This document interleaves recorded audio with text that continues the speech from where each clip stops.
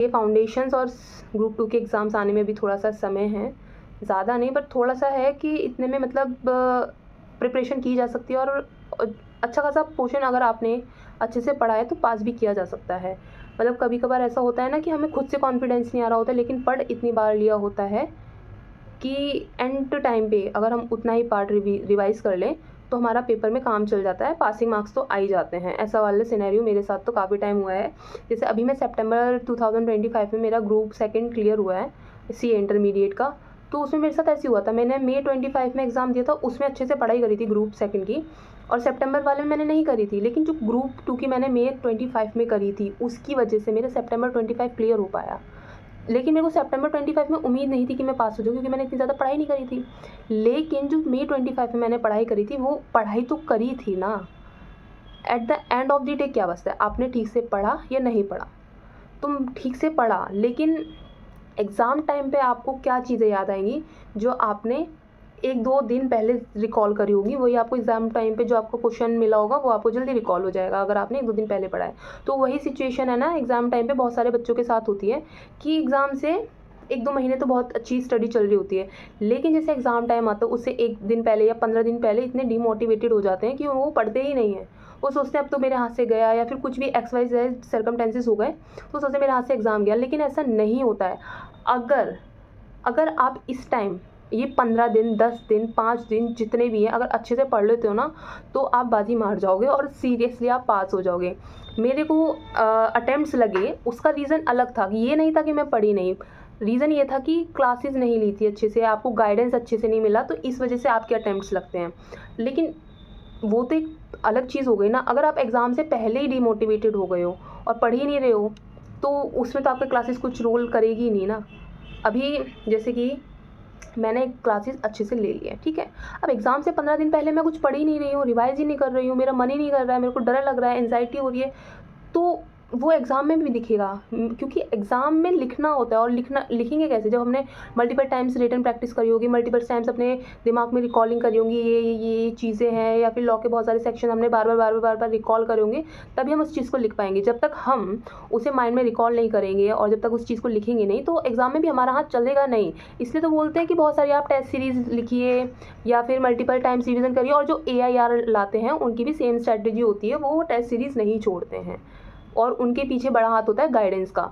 जो average normally जो students होते हैं, जो अटेम्प्ट जिनके लगते रहते हैं, उन्हें गाइडेंस नहीं मिलती है। बेसिकली मेरे साथ तो यही हुआ था कि गाइडेंस की वजह से जब आपके पास एक पाथ नहीं होता है तो आप बस अंधों की तरह चलते जा रहे हो, भाई कहीं ना कहीं तो पहुंचेंगे, ये वाला सीन था मेरे साथ। तो अभी इन सब चीज़ों को साइड में रख के मैं आपको बताती हूँ कि मतलब अभी लॉ का कल एग्ज़ाम है, CA इंटर का लॉ का एग्ज़ाम है। अभी भी बहुत सारे बच्चे ऐसे हो रहे होंगे जो पैनिक कर रहे होंगे, जिन्हें नहीं पता होगा कि यार अभी क्या करूँ, इस टाइम क्या करूँ।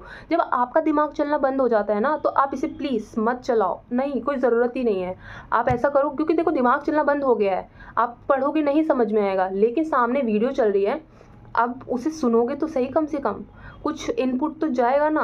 अभी सोचो कल तुमने रिवीजन वीडियो ली है या फिर मैराथन वीडियो ली है, तो साथ के साथ आपने पढ़ा है, आपका मतलब आई कांटेक्ट तो है ना, वो जो आप देख रहे हो, सुन रहे हो, फिर उसी चीज़ को लिख रहे हो, तो एग्जाम में कहीं ना कहीं आपको रिकॉल होगी कि हाँ मैंने कल दिस चीज़ से मैंने पढ़ी थी। तो वही चीज़ है, अगर आपका दिमाग नहीं चल रहा है तो आप यूट्यूब वीडियो खोलो, मैराथन वीडियो खोलो, या फिर आप जिस भी टीचर्स के लेक्चर देख रहे हो उसे कंटिन्यू करो, क्योंकि अब आजकल क्या होता है, सारे टीचर्स अपने मैराथन्स डालते हैं या फिर रिविजन्स डालते हैं, तो उन चीज़ों को कंटिन्यू करो, मत लगाओ अपना दिमाग।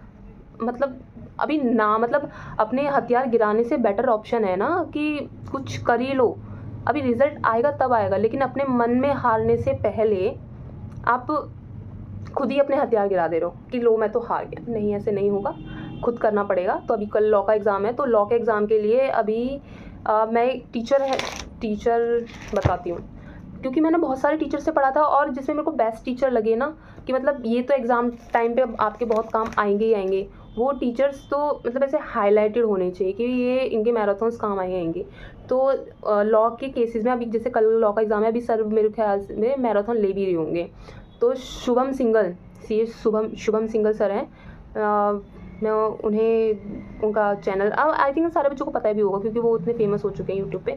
तो शुभम सिंघल सर के आप स्क्रिबल नोट्स साथ साथ में बनाते रहना। सीरियसली मेरे को है ना सुबह सुबह वो बहुत काम करे थे क्योंकि एग्जाम टाइम पे जाना होता है और मैंने स्क्रिबल नोट्स रात में बनाए होते हैं। तो सुबह बस एक बार गो थ्रू करना होता है MGT 7 AOC 4 दैट मतलब सारी चीज़ें हमने लिखी होती है, 2 मिनट में याद आ जाती हैं। तो वो शुभम सिंघल सर के मेरे को स्क्रिबल नोट्स बहुत काम आए थे। और बाद में जो आपकी बात रही कि जैसे CA इंटरमीडिएट में 3 सब्जेक्ट्स हैं, advance accounting, law and taxation. Taxation के अंदर भी GST एंड वो डायरेक्ट टैक्स है। ओके, तो उसके लिए like CA Amit Mahajan sir is best GST के लिए तो बेस्ट है। लाइक एक चीज़ याद हो जाएगी, एक चीज़ याद हो जाएगी उनके साथ। मतलब रेगुलर क्लासेस लेने की भी नीड नहीं है। वो सर मेरे को उन सर की वजह से आई थिंक मेरे को तो लॉ में एग्जामिशन आई है। और जब मैंने टैक्स पढ़ा था तो CA विजय सारदा सर ने डायरेक्ट टैक्स का मैराथन लिया था, एग्ज़ाम ओरिएंटेड। वो फ्री था उस टाइम पे, तो उसे पढ़ पढ़ के उससे मेरा डायरेक्ट टैक्स का काम हो गया था।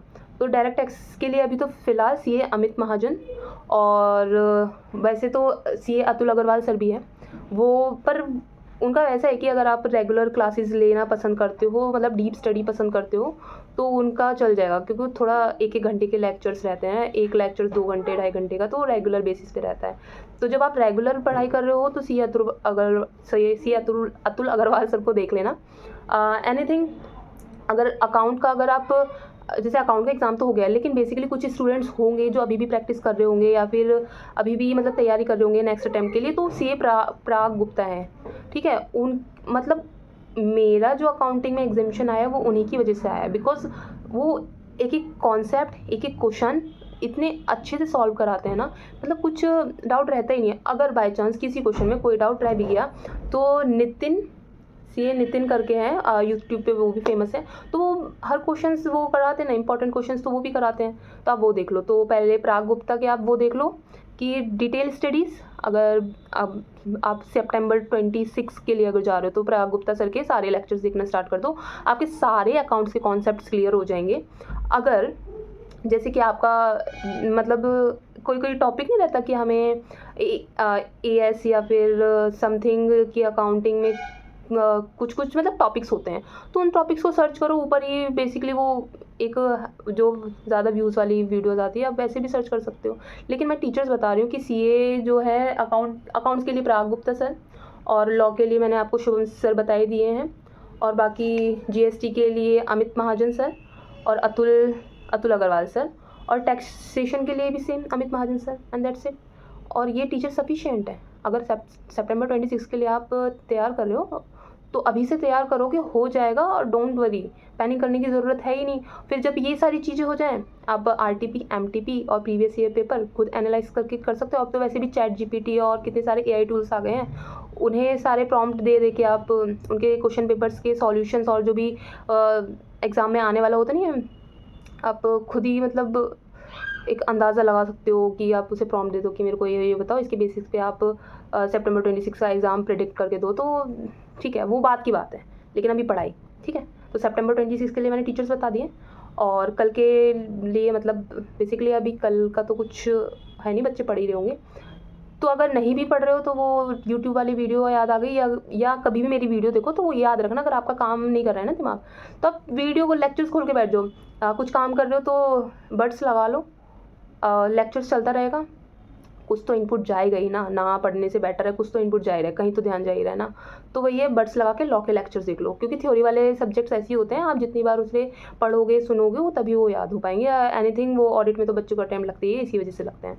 सो आज के लिए इतना है। ग्रुप 2 के लिए मैं टीचर्स बताऊंगी जो मैंने प्रीफर किए थे, जिसकी वजह से मेरा ग्रुप 2 पास हो गया। उसमें ज़्यादा अटैम्प्ट्स नहीं लगे, हाँ अटैम्प्ट्स लगे हैं बट ज़्यादा नहीं लगे जितने मेरे को सेल्फ स्टडी वाले केसेस में लगने चाहिए थे।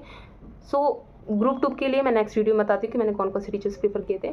सो अभी के लिए इतना ही। So bye bye, take care and best of lucks for your exam. मिलते हैं अगले वीडियो में। Bye bye.